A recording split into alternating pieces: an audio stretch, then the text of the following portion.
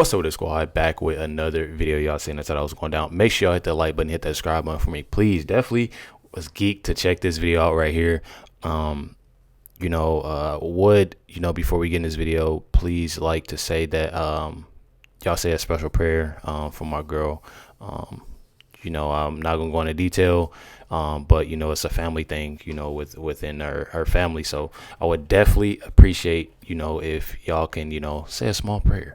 But definitely, please hit that like button, hit that subscribe button. Let's check this out.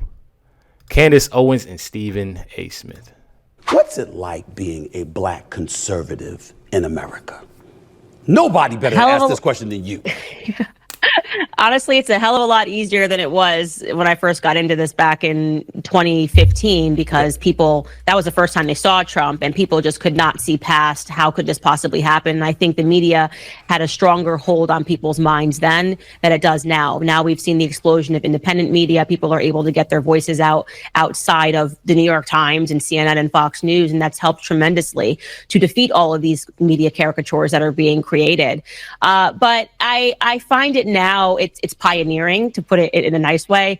And I think it's the most rewarding thing ever when what I have found is that if you just stand for truth, even in the beginning when it's really hard and people say terrible things about you, and I've been called everything you could possibly imagine, then there's that moment, even if it takes years, where they do come back and they say you were right, particularly about BLM. I mean, I was hitting the drum about the finances so early, and I'm going, I'm not saying that you don't have feelings about this thing, but I am telling you something else is going on, and this is going to harm the black community in the end. This money is just going to be zapped out of communities, and communities are going to be destroyed. And then when that was proven right, it was so refreshing to hear people say, yeah, we kind of hated her for a really long time. We're kind of saying this for a really long time. And then, the fraud of Patrice Cullors and what they were doing with the money. And so my brain just works differently. I am different, and I'm happy being different. I don't want to be the same, but I also do respect. I think I've learned in the process as well, is to just respect where people are at. My sisters did not like where I was at when I started speaking in the way that I was speaking. How many sisters do you have?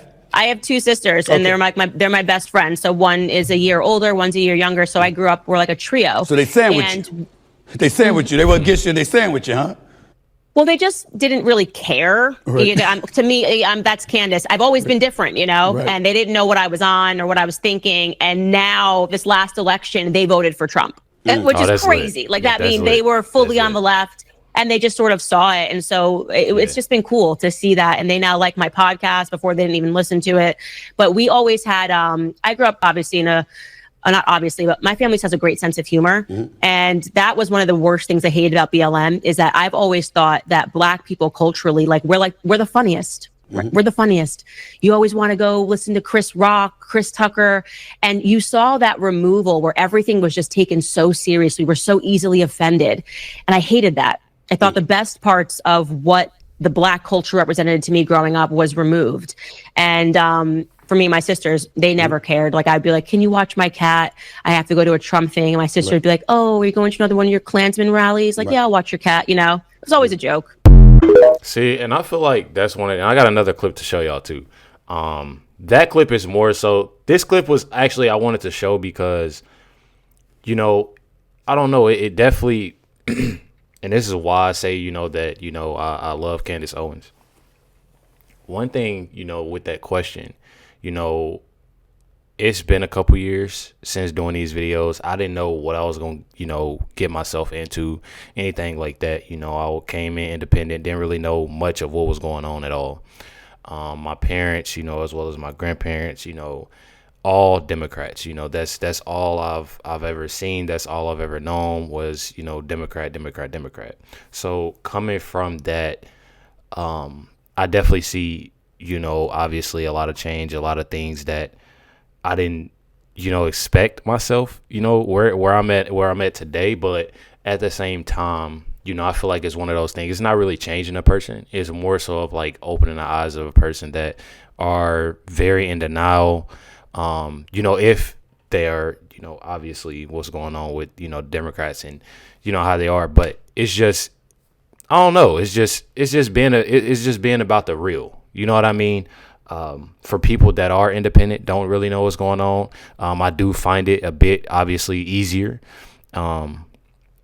It's easier just because, you can, just let them know, okay, this is going on, that's going on, this. But then when it comes to Democrat, just, as well as my father, it is definitely, I'm not going to say that I'm trying to change anybody whatsoever. It's just opening up. When I put out these videos, it's more so of opening the eyes, about what's going on, in this country, what's going on around you, the lies that you're getting told. I try to put out the truth, put out the real to people, and like I said, it does take a lot of time, for a lot of people to understand what's going on.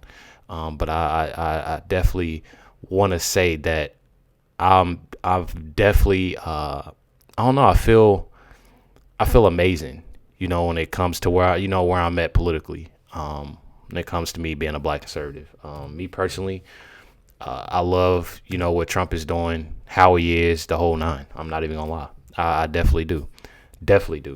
But I want to show y'all this clip right here of literally said Candace Owens totally opened Stephen A. Smith's eyes on Zelensky and Ukraine.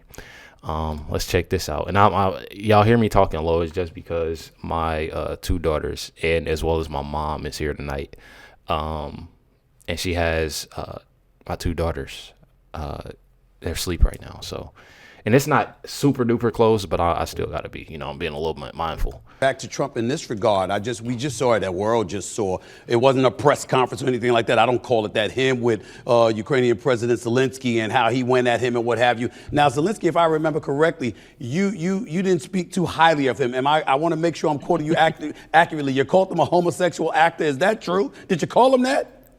I also just called him the neighborhood crackhead, kind of just goes around asking for money. I've called him a welfare queen, ghetto. This is the thing. The media kind of had me depicted throughout BLM as this person that... But that's the thing. Like, he's steady biting the hand that's feeding him, though. Like that, he's literally, that's what he's been doing. Uses these words to describe black people. I'm like, no. Let's be very clear. When I'm calling somebody like Zelensky a welfare queen, there's a reason for that. You come here with your hand out, asking, making demands. It's funny because I was having a discussion with my husband about this, and it's people that tend to need the most that make these sorts of demands, and they're so arrogant. He's taken billions away, unaccounted billions, by the way. So you and I have to get to work because Zelensky wants his borders protected, and we can't have our borders protected because that would be a racist thing to ask for. But he's allowed to demand that you and I get to work because he's spent all the billions. His wife is shopping in Paris. The oligarchs in Ukraine are all buying yachts. And I have absolutely no respect for him, but I want to say I have not respected that man since day one. This is not something that's new. I just saw him coming. It's not something that's new, but what about Trump and Vance and how they conducted themselves? You and I might disagree on this particular issue because I don't disagree with what you're saying in terms of, I was on the record saying, listen, you're coming with your hand out, you need money. You might not want to be confrontational. You might want to be a bit more diplomatic, Zelensky, because you're the one that's in need. And Trump wasn't wrong when he said, you don't have any of the cards. You don't have any of the cards. The flip side to it, however, is that the press conference, you're in the Oval Office. We know this is the White House. This isn't someplace in Ukraine. And he's got broken English, and you got the vice president interrupting him. You got them, I thought, somewhat bullying him to some degree. I just didn't think it was necessary. It was a good look. That's where I'm coming from. Am I wrong in feeling? I don't feel like it's, when I hear people, because he isn't the first person that said anything about bullying. I don't think there's bullying at all. I just look at the simple fact. Sometimes it takes, a couple people to get through your head what's going on. Me personally, JD Vance, speaking, obviously to Zelensky about that, with that conversation and Trump speaking. I feel like it was, first of all, let me say this. Zelensky, to be honest with you, he should have did nothing but came in there with great intentions, and being on his best behavior and being respectful. That's how I look at it. But when you have a person that is constantly running his mouth, being disrespectful, I don't see any problem with JD Vance speaking. And obviously, there's people that disagree with me, but me personally, I feel like, it's not bullying at all. Yeah. No, I think you're perfectly, I mean, these are your feelings. They're valid, right? If that's how you felt. For me, I felt it was refreshing. I'm so tired of politics. I know they always button it up for us. They're constantly telling us, oh, this, and saying things that sound good, but don't actually result in good things. And I think it was sort of the frustration of how much he has taken from America to not come with some respect. And I likened it to, even when you go to your granddad's house and it's your birthday, your mom kind of makes you wear something special. You know, he's going to give you a card and slip some cash in there, $100. Granddad's always good for that.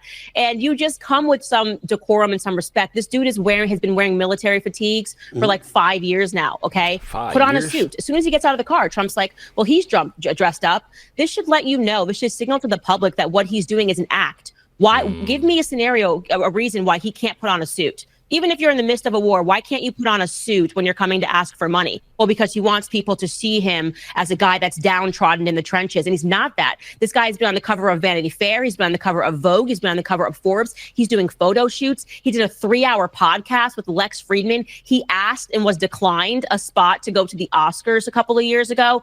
And so this is making a mockery. It's just making him put on a suit. Hey, y'all, I'm not even gonna lie. I did not know none of that, y'all. I did not know none of that, bro. That is absolutely insane. That is insane. You know? This is why people got to be careful about messing with you, because I was getting ready to disagree with you until you threw out those last. I didn't know he tried to go to the Oscars. Right. I didn't know he tried to be on the cover of Vogue. I didn't know that stuff. See, but that's what I was just talking about and just saying. You know, obviously I didn't know that. That's something that this is the first time I've been covering Zelensky and seeing what Zelensky. I didn't hear anything about that, you know, and I'm obviously probably going to be looking that up, trying to figure it out. Obviously believe Candace. But my thing is with it is that this is exactly what I'm talking about. When you have somebody that obviously doesn't like Trump, doesn't like his administration, you know, Stephen A. Smith has said it before. He said that, you know, he like what he's doing and he doesn't like what he's doing and he didn't vote for Trump but he understands why Trump, you know, he'll do this, but then again, that brings me to other people that are against Trump or don't see, you know, don't like Trump administration or what's going on with. It's one of those things where you talk to people and let people know this information that they don't really know and try to get them through their head, you know, okay, he did this because of this.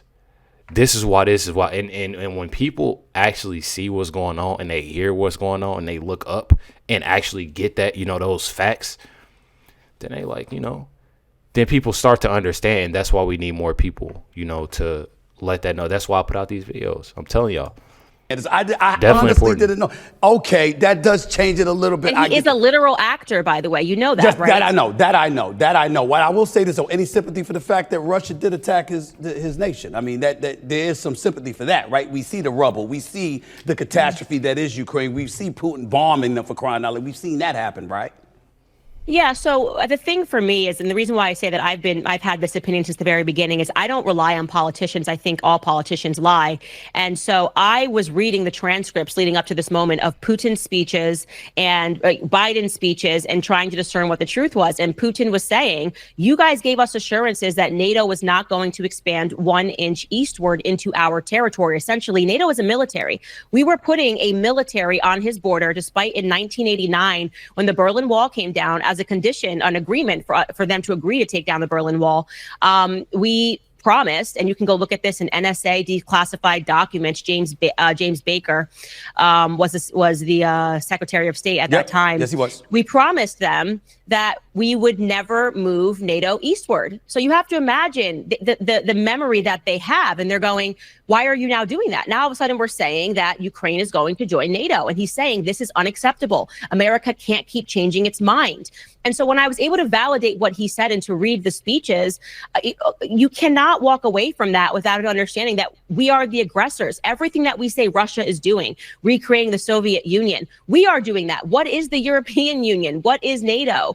And we've been getting away from it for too long under this guise of, quote unquote, spreading democracy. So I fundamentally disagreed with what I saw as Western propaganda trying to paint Putin as a monster for holding us to our promises and not telling the public that. He just randomly woke up one day and just said, I want to do hood rat stuff with my friends. And he went into Ukraine. That's a fairy tale. That's not what happened. And not beyond that, like you saw when he sat down with Tucker Carlson, he asked to join NATO himself. Why are we not having a productive relationship with Russia? I call that Cold War hangover. People that grew up under their desks afraid of a nuclear bomb can never see Russia outside of being villainous. And quite frankly, I think Zelensky he's suspended elections. He's locked down churches. He's locked up nuns. I'm a Christian. I don't like this guy at all. That's Candace Owens being quite honest.